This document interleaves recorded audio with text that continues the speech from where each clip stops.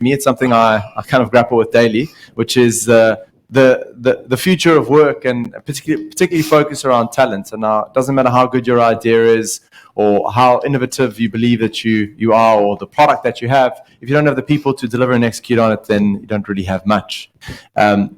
With COVID, we saw obviously an acceleration of remote work, and now there's even trials going on around the world and I saw one actually advertised in South Africa on 4-day work weeks and how effective that is. And so there's really innovation happening around how we approach and think about work, and gone are the days of the 8 to 5. Now all of us, I'm sure, work from 6 to 8, take the kids to school, get home, do more work, pick them up, work again in the evening. So it's very dynamic and a lot of change. So looking forward to learning more about that from our esteemed panel today. So I'm going to introduce our moderator, and then he'll take it away from there. So it's Mthunzi Mdwaba, the founder and CEO of Tizoro Strategic Advisory. So let me, among other things, I think your list of accolades is too much to go through in its entirety. So I'll leave it there and hand over to you. Thank you, Kaya. Thank you very much. Good afternoon. I think we need to rent a crowd because, it's bad that I came for the session before and it was so full in the room. So I don't think the future of work actually matters, because I think people looked at this thing and said, what is this future of work thing? The online people are great, but humans after the COVID still want to see people, want to see bodies in front of us. It doesn't intimidate us, so we can be able to do what we do. With the 55 minutes, we're going to try and do it as interactive as we possibly can, as provocative as we possibly can have it. And I decided for my colleagues, no one opposed this idea, that instead of following some of the rules, we didn't have a problem with the rules, but we thought we'd tweak them a little bit. So we're going to have each of my panelists introduce themselves. And I'll tell you why I find that useful, because as somebody who speaks all over the world, just before the COVID, I did 30 countries of talk all over the world. You find that if you give context in your introduction, it helps people to be with you. But sometimes it's not about the ego that you must know me. No, it's just so that when you say something, it lands well because people understand where you're coming from. And on those matters landing well, this gentleman here, his name is Ayanda, next to Helga. Helga, by the way, conceptualized this whole idea. But Ayanda, I'm not going to ask Ayanda a question because in my previous session, he asked a question. And in the previous session that I came and watched, he asked a question again. So he's done all his questions for the day. Okay? So we're going to use other people. So we start on the extreme left. Tsidiso Mushomi, Director, Institute for Future of Work. So each of our panelists is going to speak for 2 minutes. They're going to introduce themselves, and in the process, they're also going to include what does the future of work mean to him and her. We only have one lady. This is terrible. Man panel. This panel is not good. Kaya, you put me into trouble. I just noticed now. Okay, so Tsidiso, your 2 minutes starts now. Thank you so much, sir. My name is Tsidiso Mushomi. I am the Senior Director for the Institute for Future of Work, which is an initiative by the Tshwane University of Technology. On my way here, actually, I was trying to become creative in defining the future of work. But from the perspective of Tshwane University, the future of work, which is viewed as a challenge by many people, to us, it's a call to get together and to be able to talk. Because you have the corporate defining how that work looks like on its own, and you have the university which is supposed to produce the graduates to do those works, also working on its own. You also then have entrepreneurs that come to the university hoping to hone their skills, and they find the university boring. So we are then saying the future of work means it's the time to talk, to conceptualize the better future. Thank you. So you saw how beautiful that example is. At 2 minutes, he used about 1 minute and something. Yeah. So he'll set the tone for everybody. Good. Yeah, I see Marco agrees. So next we have Mevin. Mevin, you introduce yourself, what it is you do, what makes you tick, and then what's your idea of what the future of work means to you. I think it's very important. Will do, thank you. So Mervyn George, Cape Town, born and bred. I work for the tech firm SAP. To give you perspective, SAP is involved in about 77% of the world's business transactions. So when we think of use cases and challenges, quite often it gets complex very quickly. I look at future of work from both the people perspective and the talent perspective, which is the focus here. But I'm also forced to think about digital strategy and what that means for the future proofing of businesses. So when I gravitate towards the tech side, I'm thinking, what are the aids that people need to make work more convenient going forward? To the extreme of saying, what is the overlay of data that might be represented through glass and through other forms of media like your phone that gives you spatial context or gives you information about the things you're working on. So I might touch on that if that's of interest as well. Entrepreneurship campaign, which is global, also for Africa. So there's a lot of cool stuff that employees are coming out with to make working within companies more convenient as well.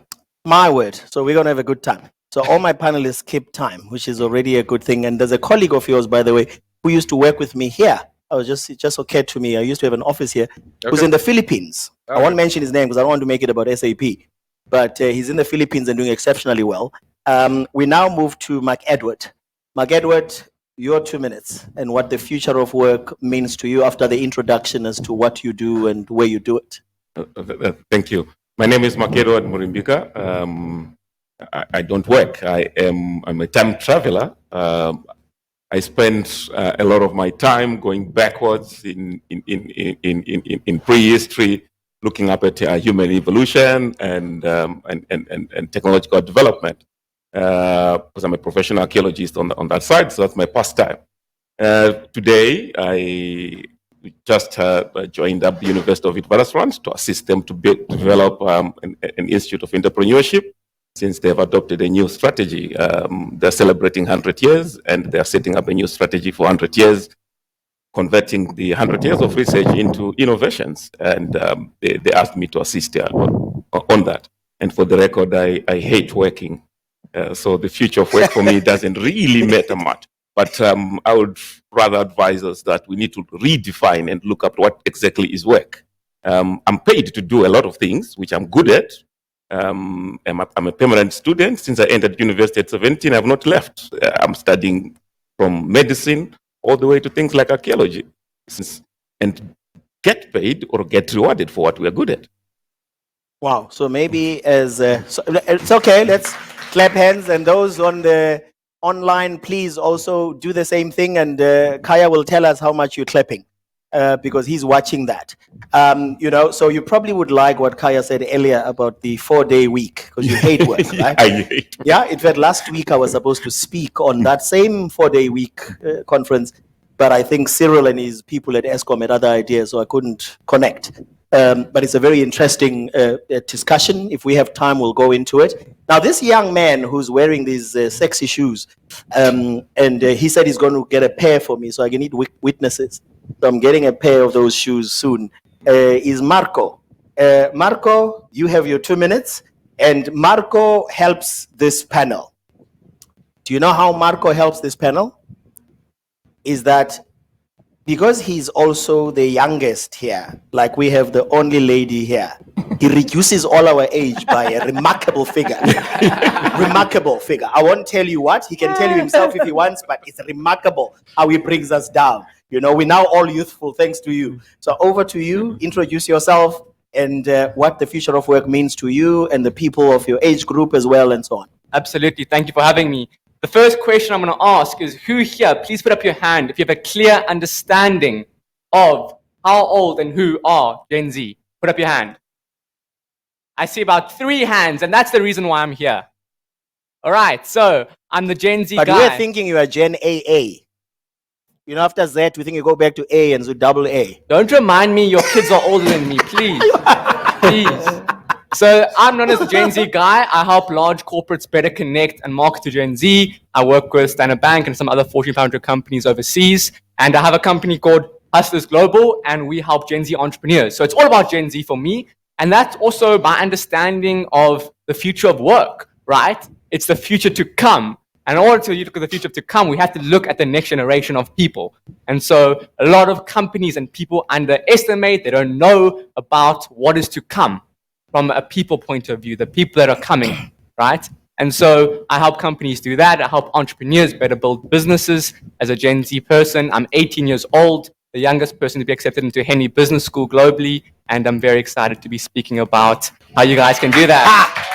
There you go. The future is so bright. Whatever the future of work means, the future is very bright. Absolutely. Yes, because when we can have the youth, when I was in the ILO, so one of the things I used to do until June last year is that I was the vice president of the International Organization of Employers, which means I was a little known guy responsible for 150 countries, employers in the whole world, and representing over 50 million companies. And so when I was leading people on platforms like this, I would stop the meeting and say, sorry, the youth is not here. And the guys initially thought it was a joke. And then I came to an event here in Cape Town, and there were like over 5,000 people in the room. And I said, sorry, I'm not starting until the youth is here. And then somebody screams, says, yeah, we are here. They are refusing to let us in. And then all hell break loose. And then before 15 minutes later, we had youthful people on the panel. And we need to have more, because we can't keep representing the youth, and yet we don't have the youth to speak for themselves. So for me, 100%. this is important for us going forward in terms of innovation. And now we move to our rose amongst the thorns. Joanne, your 2 minutes starts now. So good afternoon, everybody. My name is Joanne Dreyer. I'm the Provincial Support Officer for the Department of Basic Education's EQ program. And what we are doing is through a methodology called project-based learning. From grade R to grade 12, we are teaching learners competencies for a changing world. So based on the 4 C's, we are teaching them how to collaborate, communicate, creative thinking is involved, as well as critical thinking. So we are very passionate about what we're doing to change the mindset of our young people, so that when they leave, the Gen Zs and the Gen As and the Gen Xs and all the gens that we've got that we're catering for, an inclusive education system is what we want, that we start catering for all learners, but then with the entrepreneurial mindset and the fact that they are developing those skills, they will be able to conquer anything. Thank you.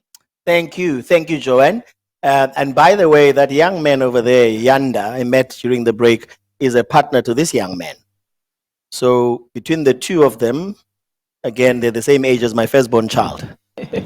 So that's a good thing. It means we are being shifted out. We need to just make way and clear, And now, last but not least, the representative of the city of Cape Town.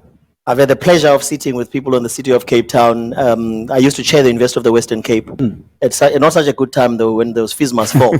Oh, yes, that was an interesting time, I must tell you. But I think if you can also do 2 minutes as well, and we thank the city of Cape Town for having this very visionary idea of hosting this, and even being part of it, and making sure that you practice what you preach and teach. Over to you, Gareth. Thanks very much, and good afternoon to everyone. Great to share a panel with you. My name's Gareth Morgan. I work in a new directorate in the city of Cape Town called Future Planning and Resilience, and my recent past in the city has been working in leadership positions to navigate the pandemic, and before that, the Day Zero drought. But principally, you have to think about what the future has in line for us, and then to navigate the organization that I lead, which is 33,000 employees, to respond to those changes. If I could say one thing to start it off with, one of the most challenging things here around the future of work are the leadership components in the future of work, because there are many, many components of any system. It's the same in my organization, who deeply resist these changes in how we approach people, process, technology, and organizational design. Because there is an interaction between generations that are not Marco's generation, and find it, of course, very difficult to work in a changing space with changing protocols and with a rapidly changing culture. So those are the things that I'm very passionate about, is the culture component of the changing nature of work. Wow. So how many people here have heard of the International Labour Organization? Okay, not bad. It's a lot better. But Alon was in a panel with me, so he cheats. That's how he gets to know about the ILO. So we had a panel earlier together. Normally, when I ask about the ILO, nobody really knows. That's just out of being nice. People sort of say, But I ask it because it's very important for this conversation. So in July of 2019, and then I go back 2 years before that, 2 years before that, we had the Global Commission on the Future of Work, group of 28 people throughout the world. I made the very big mistake of lobbying for Cyril Ramaphosa to co-chair that meeting. What a disaster. But that's a discussion for a different day. Now, the 28 people that were all on that committee were supposed to literally take the last 100 years of the ILO since 1919 to 2019 and say, okay, this is what we've done for 100 years. But now for the next 100 years, what are we going to do? So we were charged with saying, what are we going to do? Because what people who don't know the ILO is, and for the people who didn't raise their hands, it's understandable. So the ILO is the only special agency of the United Nations based in Switzerland. It has 187 member states. South Africa is one of the members. A guy called Jan Smuts has the dubious honor of, whilst he was leading the apartheid regime here, he was respected as a statesman overseas because he's the only guy who was there when the ILO was formed in 1919 and was there when the United Nations was formed in 1945. Why am I telling you this? I'm telling you this because the gentleman from Finland also talked about 3 people having to be consulted. If some of you were here. Now, the ILO is the only entity of the United Nations that works on consultation and what we call social dialogue, in that all the UN bodies in New York, the government speaks, but in the ILO, it's the trade unions, the business people, and the governments that speak, all 3 together. Even the structure is made of 3. So we had the session with Cyril, and then ultimately we had the International Labour Conference in 2019 in June. And when you have time, not today, whenever, there's a 4.5 page, maybe 5-page document called the Centenary Declaration, which was the outcome of the future of work. Like some of you have read of the Philadelphia Declaration, and you've read of the, all these declarations, Universal Declaration on Human Rights. This is one of those declarations. So I had the dubious honor of leading the employers of the world in that. Why am I raising it? Because in that document, it talks about things that have never been talked about openly before. Like, for example, believe it or not, we had productivity being adopted in an official instrument of the United Nations of the ILO for the first time ever. We have an official instrument and it's mentioned 11 times. The second one was the role of the private sector in creating employment.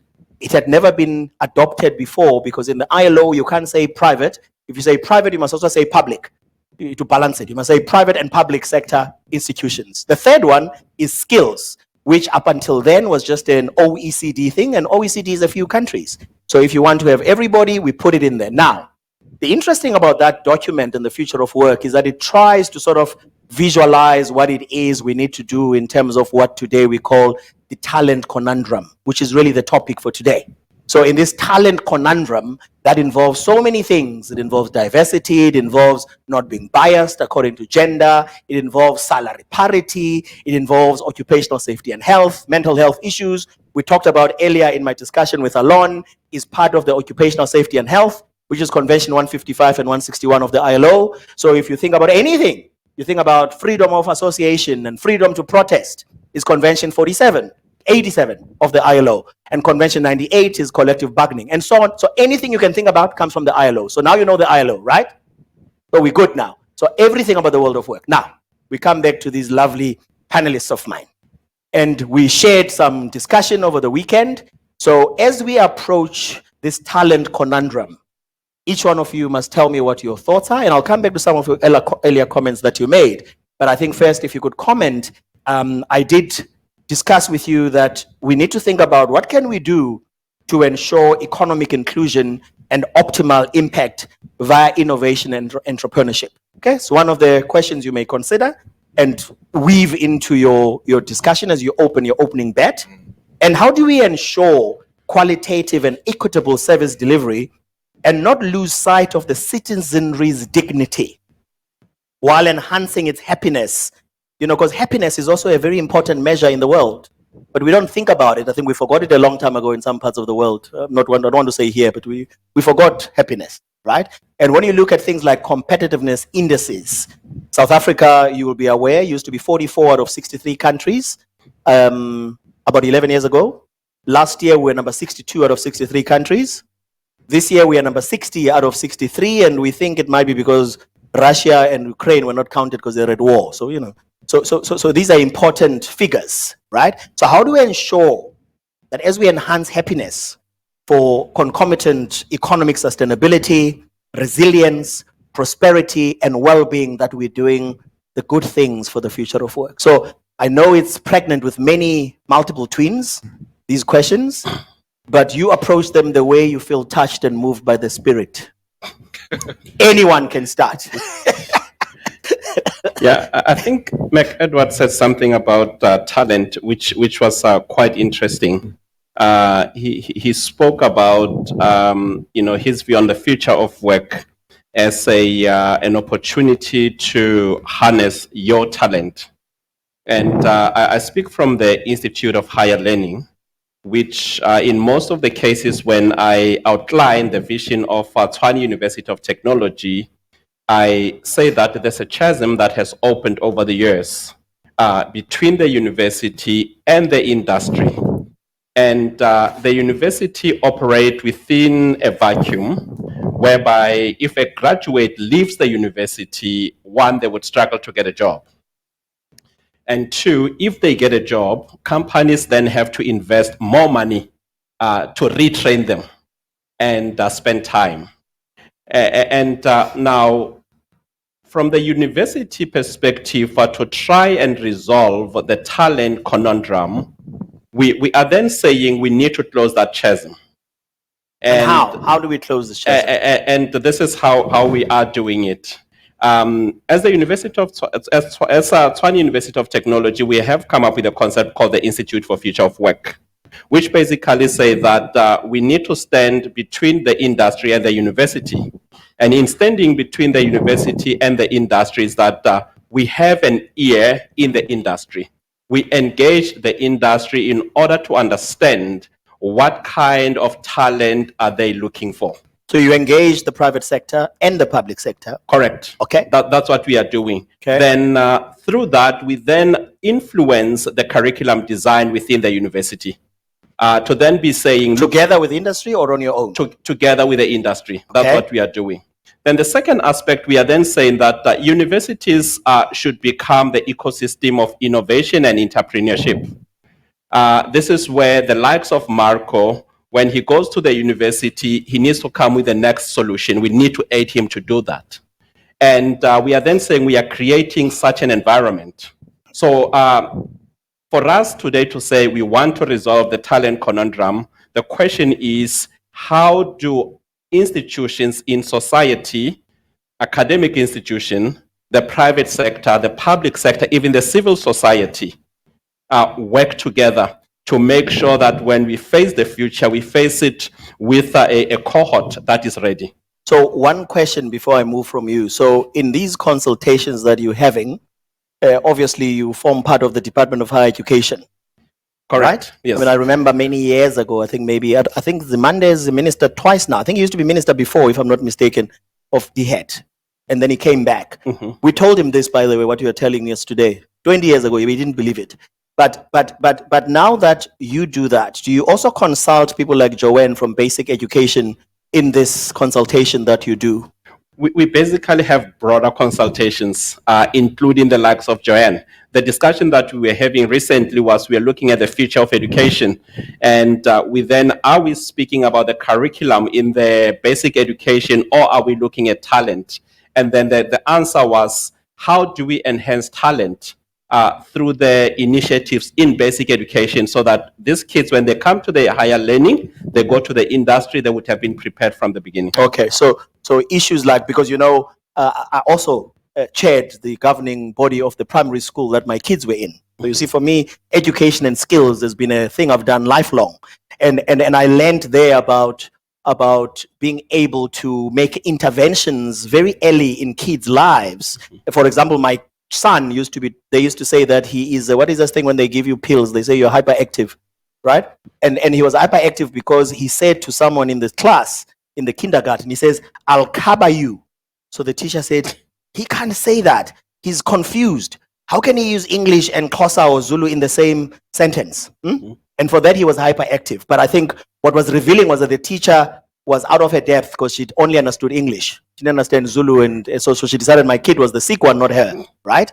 But as we navigate all of those, how do we ensure as we move forward now that we make these interventions and we have almost like a cradle to the grave kind of approach in having continuous learning that does not stop in formal institutions? Who wants to come in next? Joanne. If I can just elaborate, the E cubed that we've got stands for entrepreneurship, employability, and education. So with our methodology, again, we're focusing on those areas that they develop that entrepreneurial mindset, and when they leave the education or they finish with grade 12, they find their place either as an entrepreneur, in education, or employable. They can also be all three. They can learn very nicely how to hustle because at the end of the day, they are given the skills to actually hustle. They also, before Mtunzi, we always used to say to people, 80%, that's the mark that you must get, or you can't fail. And those kind of things, successes are built on failures. So changing that narrative, we don't really know what the future of work looks like at this present stage because things are changing all the time. The dynamic is changing all the time, but preparing learners from a young age to be adaptable, to fall into industry. I mean, an employer getting an employee that has got a mindset of proactivity at the end of the day is going to be such a gem because then again, you're not going to spend thousands. And like Edward says, becoming lifelong learners at the end of the day, you'll always be hungry for knowledge. You're not going to be scared to take the risk. You're not going to be scared to try things. And I'm sorry to interrupt you because I'd like, please, to add this. So as you change things and as you reconscientize and recalibrate, how do you also retrain the parents? Because you use a very interesting word, hustle. Yes. So I think you are saying a hustle is cool. Yeah. Hustle never used to be cool. If I told my mother I was hustling, she would have hustled me with a clap. Very quickly to say, what is it you're hustling? I'm working so hard to get you into school and now you're busy hustling. So how do you also re-educate the parents to accept the hustle? There's behavioral changes required from all parties involved. So all the stakeholders, your parents need to have a bit of a mindset change because we're involving them now in sort of project-based learning. I give you an example. I was in a class 2 weeks ago and a 6-year-old was comparing pamphlets for me. He was telling me that, if you go to ShopRite, the Weet-Bix is cheaper than if you go to Pick n Pay. And I was just so blown away because they were busy with the Checkers Little Shop, not doing any advertising for anybody.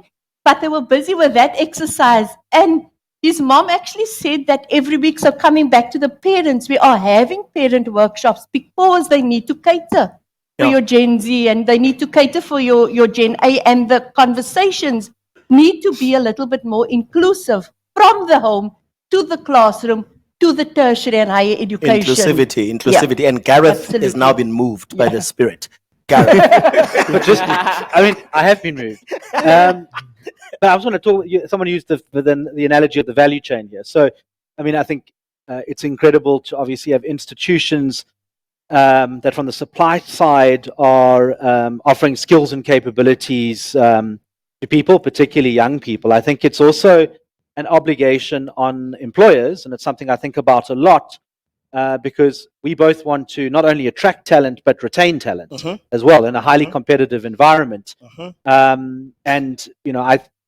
One of the things I find I do not most often, but regularly, is attempts to retain talent that wants to move to another organization.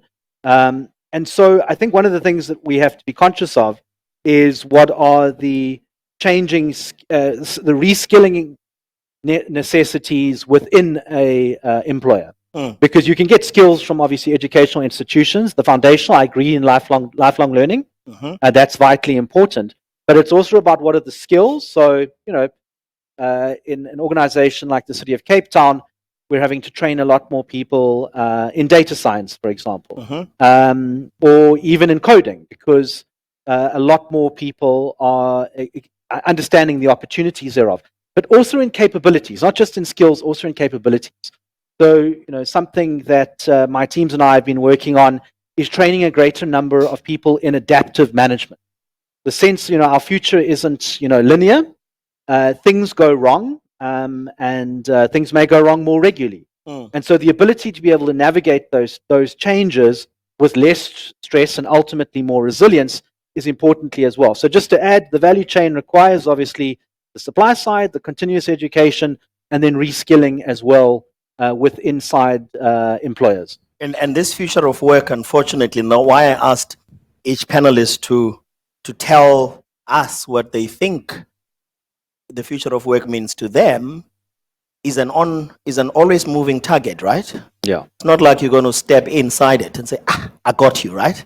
It's moving all the time. It's shifting all the time. So we need resilience is a very important word. Yeah. So I might also just mention, not because I want to bore you about the ILO and I have an obsession about the ILO, but this was actually a decision taken during the COVID.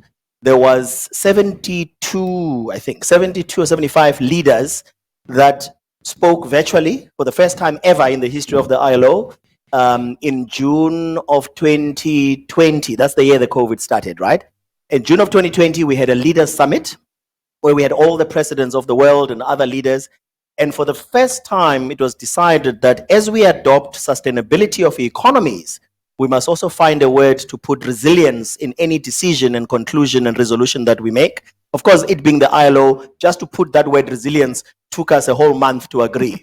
You know, we disagree about everything. So especially if it's raised by business people, the trade unions think it must be a bad thing. There's a trick, right? But I think it is important that we listen to also, you talked about skilling. Now, somebody you may have heard of called Klaus Schwab. Have anybody heard of Klaus Schwab before? Yeah. Okay, there's about a few more hands, 3 hands. So 4, 5. So Klaus Schwab came up with this World Economic Forum. He talks a lot of nonsense, I must tell you. And I had a personal experience of him talking nonsense at a cocktail event in Geneva. So he was telling us about managing the transition. Oh, he by the way is reputed to have come up with this industrial revolution, fourth industrial. Do you know that? Yeah. They say he came up with that. And one of the things I want to talk about is whether it's important, whether it's the fourth industrial revolution or the fifth or the 20th. For me, that's very important because I think it's also rubbish. I nearly called it something else that's not decent for an afternoon full of such respectable people. But the thing for me is that he was talking about managing the transition. So I said to him, what do you mean? What do you mean about managing the transition, Klaus? He says, well, you know, global inequality. I said, no, Klaus. We assume here we all agree that globalization causes some inequality or whatever the case may be. But what do you mean? How do you manage a transition? How do you ensure a just transition? So my colleagues were pulling me by the jacket to stop, to leave the guy alone. And it was all the European friends. They were saying, just leave him alone. So, yeah, they pulled me. So eventually I said, okay, so I'm going to leave it alone, but I need to say this to you, Klaus. I said, you see, the way you manage a transition, and I want to say this to you and you can all comment because Gareth here raised it, is there is no magic, there's no silver bullet in managing a transition other than skilling, reskilling, upskilling, mentoring, coaching, entrepreneurship incubation. These are the ways you do it. I said to him, I'm sorry, Klaus. I can't go to my mother who lives in the rural villages of the Eastern Cape and tell him about the fourth industrial revolution and managing a transition because of globalization that's unequal. My mother's going to look at me and say, what's happened to my son? He should have just hustled, right?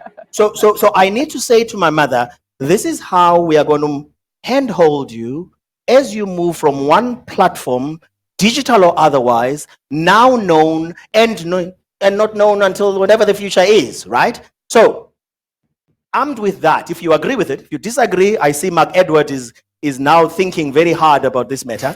So for me, what do you think about that concept? Because I really think that when you talk about reskilling and upskilling, which I think is one of the most important things, but touching on what Sidiso said, there's no point you reskill and upskill, which in itself is a inherently contradictory concept, if it doesn't lead to employability, as Joanne said. Because I'm not sure if you're skilling anybody if they don't get into your job or get to do something to have their dignity. Mark Edward. Well, the point then becomes, what is a job, right? And Yeah, we know you hate jobs. You hate working. no, not working. I hate jobs, but I love working. Okay. Yes, I hate jobs. For me, we need to relook at how do we define what we consider to be work and what we consider to be a job. Human beings, we identify ourselves with what we do, isn't it? Hello, I'm Mark Edward, I do this. And if I don't state what I contribute to society or I have no value, then it looks like I'm worthless. That's why we always shake hands and emphasize what is it that we're good at. Yeah. That's where the problem comes in terms of rethinking what is the future of work, right? So if you are going to pay me for talking, just talking, is that a job? And if I love talking, is that a job? So we need to rethink what exactly is the value of human life. We're still stuck in that we only give value to ourselves on the basis of what we contribute or what we think we're contributing to society. And so the future then should be a shift. I'm looking at this and I'm learning this from prehistory. I said I'm a time traveler because I spend a lot of time looking up at human civilizations and I go on archaeological digs. And the point is, every society has transitioned following technology, not because of it. It is those few individuals who push innovations and who push technology forward. And those who resist always become victims. There's no two other ways to it. If you resist technology and innovation, you become a victim to it. And a good example is, if you doubt me, just go and ask my African ancestors. When they were resisting colonialism, you're fighting people with guns and you're throwing spears. What happened to them? So how do we deconstruct what Shakespeare would have called a juxtaposition of very different things, talent and conundrum? Because talent is supposed to be positive, but conundrum causes a huge confusion without a beginning and an end. So how do we actually deconstruct this so that we can? Mevin now wants to tell us. I'm feeling the calling. Yeah. There we go. So a couple of perspectives, actually. One of them is, I asked that same question, what's the role of human workers? But I also, it's in the light of what's the role of the machine, right? On another note, you talked about... Feel free to touch your right cheek because the plaster is moving, yes. Yeah, so okay. that your mouth is, so Sure. they all know your teeth are fine. You know? Okay. So the topic of resilience was raised earlier. Personally, I don't feel that South Africans need to learn resilience. It's sort of embedded. And that's just one of the traits that we grow up with. If I look at how tech plays a role in this transition, it's less a case of what the future of work is, and it's more the case of the shifting expectation of people, right? Yeah. The chasm that was mentioned earlier, there's a third component where, especially the computer science students, they leave university and half of them are doing side hustles, building websites and other stuff. Now they have to apply for a job from financial perspective, but they don't understand that they can't do the side hustle because that employer wants all their coding tech IP to sit with the employer. So that's a different type of challenge, right? And it's managing that expectation.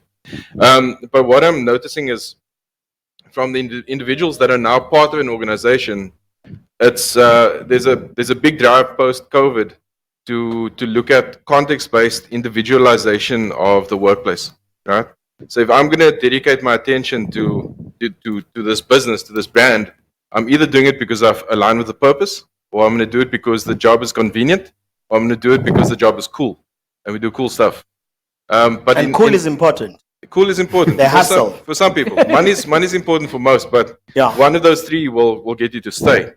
And what we're finding is that you really need to shift or be intentional about the way that you allow people to engage with the organization, with the brand. So things like having the homepage that they open up for the company on your mobile phone as simplified and relevant and tailored as possible, right? Having automated career matching or paths through a talent marketplace that allows them to use all their past talents to predict what kind of roles they might enjoy going forward, right? Excellent. And then also looking at the automatic hookups and proposals to mentors, things they should learn, things to explore, things that are outside the organization that will help them retain or stay in the organization. There's a lot of that personalization that I think for those of us who had the luxury of shifting from analog to digital, we You're didn't have exposing that. your age. Yeah, it's all good. It's all good. Yeah, analog. What is all good. analog? Raise hands. Analog. So yeah, I would focus on the expectation, both the company's expectation, the employer, as well as the expectation of the employee. Yeah. And then see how to tailor for the gap that exists. And Marco, I want to just leave something for Gareth and for Joanne to think about whilst you answer something different. So you are going to tell us from a youthful point of view, what do you think these old farts need to do? Okay? So you tell us, you old farts, you can call us anything you like. Just be respectful about it as you say old farts. But what do you think we need to do, right, to do this? But then I want to just dump the question with them. So the two of you, future planning. It might be a little bit unfair for you, but I'm going to throw it anyway. And you from a basic education point of view, how do we, as we navigate, something I raised in my previous session, the informal sector? Because it's a big elephant in the room, the informal sector. It's a big elephant that we are refusing to cut up, not because I'm against, nature and things. Please, I mustn't offend any people in the animal-loving fraternity. But I said earlier in my presentation that informality in South Africa, for example, is 65%. So, but we talk about the 35%. The 35% is the one that's linked to the Johannesburg Stock Exchange and the Cape Town Exchange. Okay, but we place a lot of emphasis in the 35% because we're able to say we compete amongst the top 20 stock exchanges in the world, which is great. But the 65% is unidentifiable, is unaccountable. You don't know where they are, and therefore, when you talk social protection and social security, how do you plan for them when even the ILO gives you very flawed advice? It says you must transition people from informality to formality, which is rubbish, because how do you transfer 95% of Nigerians into 5%? And how do you transfer 95% of Indians into 5%? Something is not right. So that's the one area I'm dumping with you. The second one I'm dumping with you is when you talk cool, he raised the word cool. How do we coolify certain things like vocational jobs, for example? How do we coolify being a plumber and coolify being a woodworker other than just, criticizing Malema from the EFF that he did woodwork? Because now he's got a master's, you can't use that anymore. Right? So how do we coolify it so that our kids feel good and the parents leave them alone, not to be an engineer and a doctor and something, actuarial scientist and whatever. So I leave those two with you, colleagues, to stew on. And then Marco, you talk to us about what we should do about this talent conundrum. Absolutely. So, everything we've said here is being seen in a Gen Z arena. And so, for example, post-COVID, 46% of Gen Z are reconsidering their careers.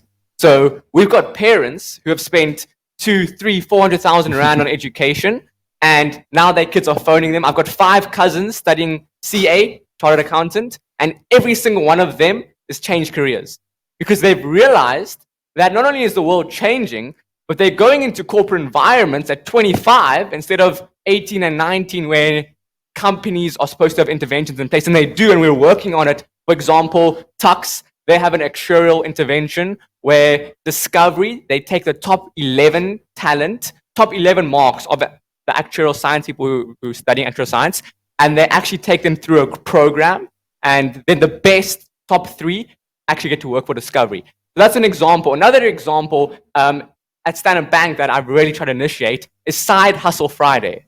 So for Side Hustle Friday. Side Hustle Friday. Ah. Believe it or not, In a bank. in a bank, Wow. we are initiating a program, and this is when I work with clients, I try and tell them, as much as we don't want to get people to work on side hustles, they are inevitably doing it. Yes. They're doing side hustle. They're doing it. So it's not what we used to call it. What did we call it? We had a word for it.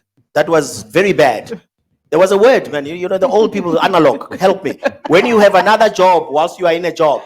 Moonlighting. Yes, we used to say, yeah, they're moonlighting. So you could be charged big time for moonlighting. But you are saying it must be encouraged. Not encouraged, but managed, because it's already happening. It's occurring. Okay. So Because of quick comment while you Yeah. so we focus on inside hustles. Yeah. So Inside hustles. Inside hustles. So Correct. like the passion work that you can do that benefits the company. Yes, Okay. exactly. Okay. And so we are now employing this thing called Side Hustle Friday, where from 1 to 5 p.m., companies now allow their people to work on their side hustles. And now that's not No, business. Kaya just stood up, eh? He was supposed to stand up 10 minutes before, but he forgets we started 5 minutes late. So I was watching him. I've got my watch, you see. He's cheating us of 5 minutes. So you deal with him. I will deal with it. Yeah. So from 1 to 5 p.m. they allow their employees to work at a computer on the office or at home on their side hustle. So that may be NGOs, that may be their own business, that may be on anything that they're passionate about. And what we've seen as a result of this is not only an increase in productivity overall, but as a measurement, we've seen happiness and retention increase by at least 25%. And so as much as employers, we're paying these people and we're like, I'm paying you a salary and I don't want you to work on someone else's business or your own thing. I want you to work on my tasks that I've given you. But we're seeing that they're handing in the tasks and they're more happy. And at the end of the day, you don't have to go through a process to now go and hire top talent again and again and again because they're satisfied. So that is my comment on talent. And as I said, 46% of people ages Gen Z post-COVID are reconsidering their careers. And so how do you navigate that when you hire talent? Excellent. Thank you. So back to you. So now we have 10 minutes. I just want to be clear. So you've cheated us of 5 minutes. But you're the boss. No, you're the boss. So as the boss, you can do anything you like. But this is what's wrong with the world, you see. The future of work must do away with bosses. Bosses. Yes, we need to vote on that. Okay, so the two colleagues here. So you asked the question, I think, about informality. Yes. So Cape Town actually has a smaller informal economy. About 11% of our economy is informal. That's not a good thing. We actually need a bigger informal economy in Cape I Town. always knew Cape Town was in Africa, you know. It's Yeah. like, It needs to be bigger. It is, and so I agree with your views. Informality it's not a case of wanting to formalize necessarily. People pass in and out of informality and formality all of the time. In Cape Town, the informal economy during the 2008 global financial crisis was more resilient to the changes than the formal economy was. We want the two to interact, and we want there to be pathways in multiple directions, but ultimately we want people to thrive in informality as well. As it relates to some of the future... and I'm happy you say that. I'm Yeah. sorry, because I'm sorry to interrupt you. Yeah. Because I think this is the thing that is a real conundrum for me, is that we say we're going to transition people from informality to formality in a very patronizing way. We don't consult them. We assume they want to move. But actually, they are liking it there. But we just need to help them with the things that we believe they don't have there. Okay? Like social protection, social security, and all those things that make them feel, you know, they're beaming with pride and dignity. Right? So I'm happy you use the word thrive. Yeah. So, yeah. I mean, I think there's massive potential in informality, and I think there are enabling things that need to be done better. And one of them, I suspect, is very much in the digital literacy space, in order for a greater number of people to get onto the ladder with associated opportunities to upskill. The incredible efficiency. There's an incredible potential from agglomeration in the informality space, and so I think that has great potential. On the coolness, you said cool. I think you said, how do we attract people like Marco? Indeed, I mean, for me, You're cool, officially. the The shoes. shoes. I mean, that talent conundrum for me is we in a big organization like mine, we want talent. The talent doesn't necessarily want us. And so a couple of Like things, what Shakespeare would call unrequited love. something like Yes, that. yes. So there are a number of things. Let me speak about one or two. One of them, I think, is relooking at values of an organization as well. I think a value in your commonly in a public service, values will be integrity and trust and accountability. You know, something that a project I'm working at the moment on values is to very tangibly change one of our values forefront to be openness as well. Because openness is a value that I think a lot more people will respond to, particularly Gen Zs. Openness about sharing data, openness about vulnerabilities, openness, I heard you say earlier, about our mental health challenges. Those sort of things are important. We haven't traditionally been good at that, but I think there's a journey to unlock some of the value there. Excellent. Joanne, he left okay, he mentioned cool, but didn't touch the vocational training sort of heartbeat as much. And I think if Kaya, you can tell us if there are questions on the online so that we can use. And if there's a burning question, comment here, please. I see a hand at the back. If somebody can spot the gentleman who's second from the corridor there. Okay? So over to you. I think that I just want to add that we need to start listening more to our young people. Because of the fact that the things that we want them to do is sometimes not the things that they want to do. Amen to that. So have the conversations with them, and when they tell you, Mom, I don't want you to spend 200,000 Rand on that CA degree, listen to them and give them the opportunity to actually choose the career of their choice and not of your choice. As parents, guide them.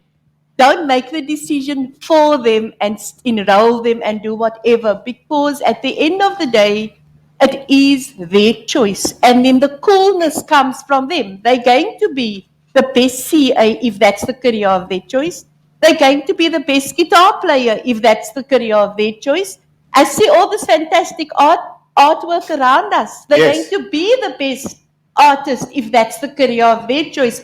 But too often, we want to stifle them, or we want to stifle their viewpoint. Yeah. So I think we need to listen more to, not to answer, but to understand and try to work out where are they coming from, because of the fact that we're busy with our Gen Zs, and it's going to cost you if you don't listen to them. Absolutely. Thank you. Are there questions from the online? It's only online, but I did see some hands up. There are 3 hands. Yes, There's so a if you just put gentleman your hands there, up, if you've got a there's a question. lady, and there's this gentleman. Maybe just a little bit higher because there's someone at the back with a microphone. There we go. And there's 2 hands here. I've noted you. Okay. And maybe if please. you, stand And up. please introduce yourself if you could, sir. Sure, thank you. Hi, everyone. KK Diaz. I'm a business and a brand strategist. Shameless plug very quickly. Tomorrow I'm speaking at 12. That's good. You're out. That's good. On how to grow your business. Marco, I want to take advantage of some free consulting here. I don't know about this.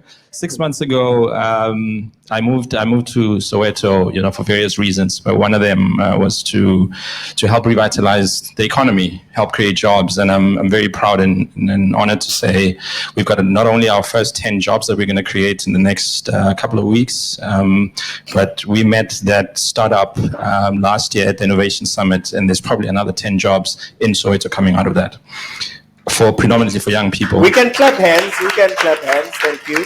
So Yes. I'm not sure if I think you're familiar with the YES program, the Youth Employment Services program.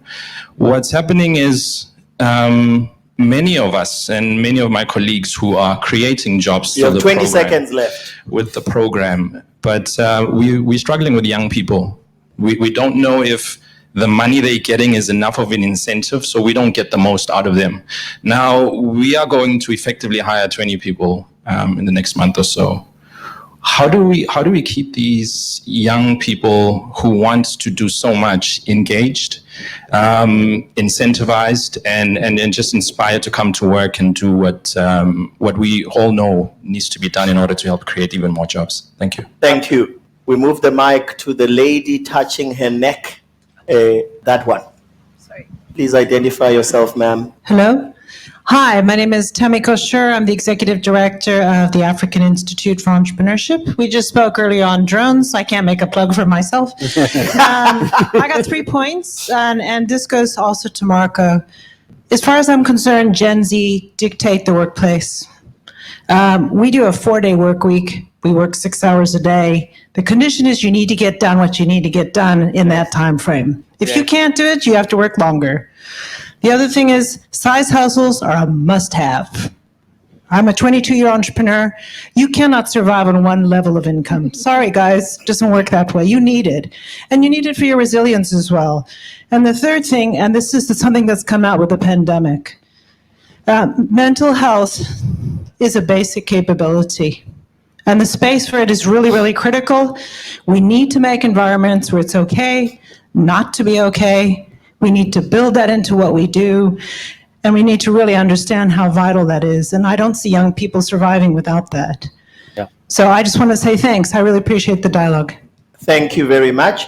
There's a gentleman here. So, Kai, you're going to have to give us our 7 minutes back. Because now I'm trying to figure out how my colleagues are going to make their concluding remarks. And I don't want to cheat on these lovely people as well. So it's a plea, we're negotiating. So over to you. Afternoon, everyone. I'm Dale. I head up the blockchain and digital assets business for Morris South Africa. And just a note, what I've found is that in the workplace, we talk about retaining talent. And one thing I've found, and maybe it's something that is being thought of, is that companies and corporations are more reactive than proactive. So someone will be like, okay, I'm leaving. And then the conversation comes to be like, okay, now I'm going to meet or match, or what is this? Instead of them being like, let's realize the talent that you actually have and give you what you deserve before us threatening to leave. So just a thought, if that's in the mind of corporates at the moment. Well, it's also revolutionizing, is that correct? The HR space. There's two hands here, because HR needs to be elevated to a level it doesn't know yet, you see. HR does not do its work because it's not recognized as being important. Over to you, ma'am. Hi there. I'm Alex Pryor, Head of Digital Innovation at EOH, and also shameless plug for the 2 p.m. Metaverse chat tomorrow afternoon. So you're using my space to advertise yourself. Absolutely. Really? Okay. But the point actually here is, and it speaks really, I think, to both Marco's point and to Mervin's point, is meeting people where they are. So the Metaverse, although not next year, but certainly over the next decade, or at least digital worlds and digital interactions are going to increase, and looking at how you can utilize that as a business, as an educational organization, is really going to change how the face of work looks. So it's not just in the office, it's what does the virtual office look like for the future. Thank you. That gentleman in the white shirt, okay, this gentleman has been moved by the spirit. He didn't raise his hand initially, so now he's complicating our life even more. So after him, we don't give anybody, I'm sorry, no hands, because I need to round up here with my colleagues. Okay, over to you, sir. Yeah, excuse me. It was constantly highlighted of the fact to continuously upskill and to get yourself to be. And you are, sir? Oh, sorry. I'm Jaco Loopsje, working at Inzicht. Thank you. Aangenaam kennis, Jaco. We're a data services company, and they've been highlighted the fact that we have to continuous upskill. Unfortunate for me, I'm currently doing my honors in marketing and management as well as working, and I am fortunate to have study hours.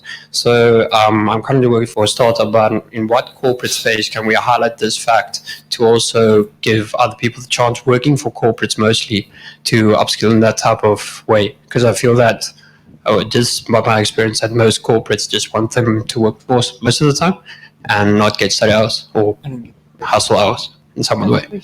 Thank you, Jaco. The gentleman at the end here, if you can get the one behind the lady in the green top. Okay? You, sir. No, you're the last one. Okay. My name's Max. No company context needed. There's no time. And you're not presenting tomorrow? No. No needed. Anonymous. One of the things I'd be interested in is what we haven't talked about the future of work is this consistent skill we need as human beings to shift context from our device to relationships, from email to mobile to metaverse to VR, back to our family, our children, bathing babies, having dinner, connecting as human beings, reconnecting. And I feel that there's almost being a little bit of a chasm in technology in the last 10 years where we're just getting our dopamine hits so intensely. Now we're being enticed by everyone. No, come to the metaverse. Come live here forever. You know, come be based here. And I almost feel we need to kind of find a balance of how do we coexist in these two worlds, because I almost do feel that the levels of cortisol, stress, lifestyle-based diseases are heavily being influenced by this, and we're not having that discussion, at least when I'm hearing. Thank you so much. So, Can I answer? no, you can't ask nothing. Answer. You will answer. Wait for me. I'm the boss here. He's our collective boss. I'm your boss. Okay? This is my space. Okay. So I've negotiated with him. So now what we're going to do, you're going to answer, but you're also going to close in 1 minute. Okay? So you're going to close and answer. Everybody will get a chance. Starts with you. All right. I want to try and answer. I'm not sure about the closing part. KK Diaz, so your question. The biggest 5 things in order, so everyone can write this down, is number 1 is flexible schedule. Do you have a flexible schedule? For retention now, we're talking retention. Number 2 is, do Gen Z like their co-workers? Number 3, do they like their boss? Number 4, the benefits. Benefits. What benefits are they getting? Is it health? Is it retirement? What is benefits? And the last one is salary range. So a lot of people, if you go into LinkedIn posts, companies post, they do not put the salary range at all. I want to see how much can I grow in this company from a financial point of view? Am I going to get a set salary, or in a year's time, 2 years' time, 3 years' time, can I actually develop and earn more? I'm going to quickly just repeat those. 1, schedule, flexibility schedule. Number 2 is, do they like their co-workers? Number 3, do they like their boss? Number 4, benefits. And number 5 is earning potential. To answer your question quickly, can't remember exactly. She made a lot of statements. We made a lot of statements, but yes. I think just to respond, is interventions are being put in place, but it's also Gen Z's role. We cannot give them everything and they do not respond accordingly. And so we need to, and unfortunately, part of the corporate training now, HR departments are saying to me, Marco, we're just doing parenting. We're just parenting our employees. 8 seconds left.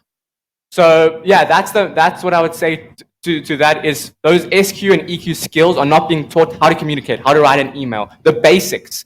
So spending time in that as a corporate, do not oversee that, do not overlook that part of training. Thank you, Marco. Who wants to follow Marco with the 1 minute closing? Sidiso?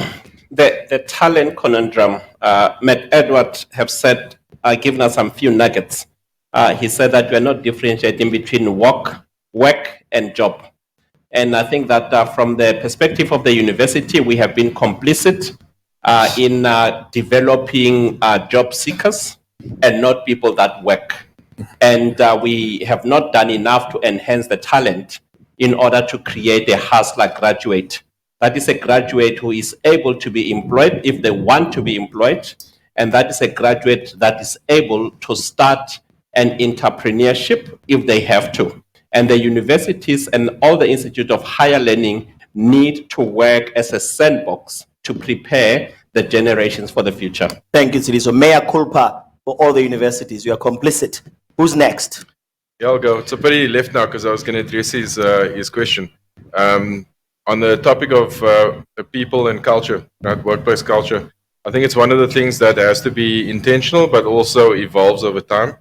If I think about the organization I'm in, we've got people who have had to learn to work remotely, and now we've got people who have to learn to work with people because they've joined the organization in a virtual capacity and they just cannot do it on their own, right?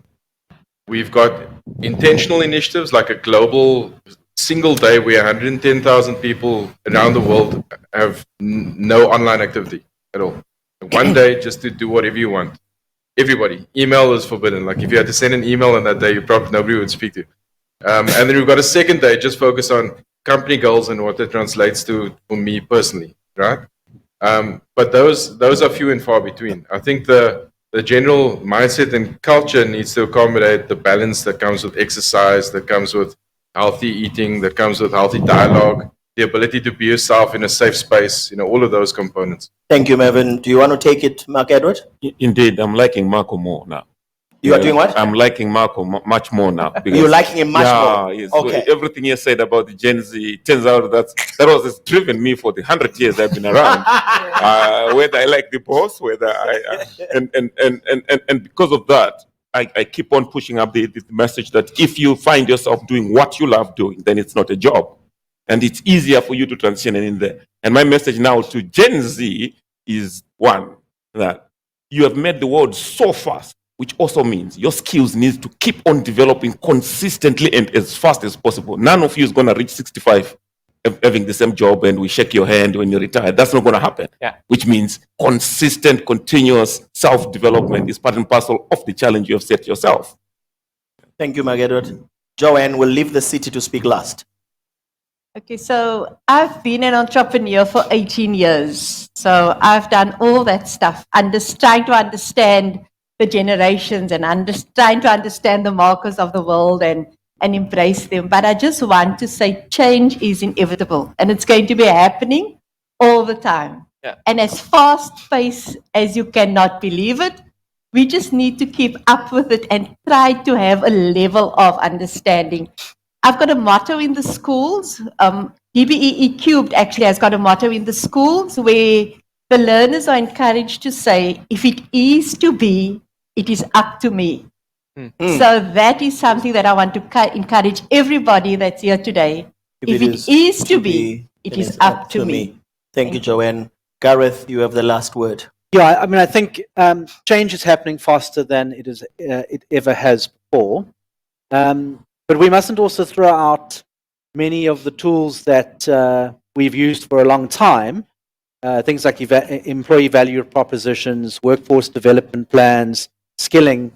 All of those things are vitally important. We must just keep an eye on that change. As I think you said earlier, it's not a destination in of itself, the future of work. It's got currency at the moment, and I think COVID has added to that currency. But at the end of the day, we need to be constantly aware of those changes and make the adjustments.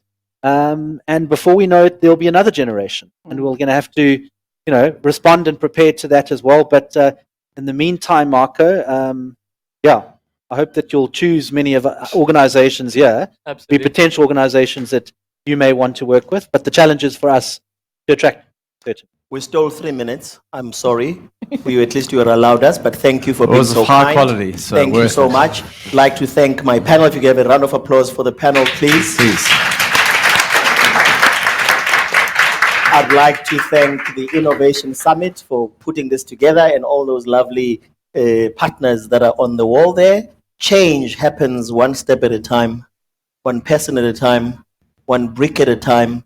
And if we're not greedy and we watch the shifts as they happen, you will notice that as much as Rome was not built in one day, a brick was laid every day. Thank you very much. Thank you.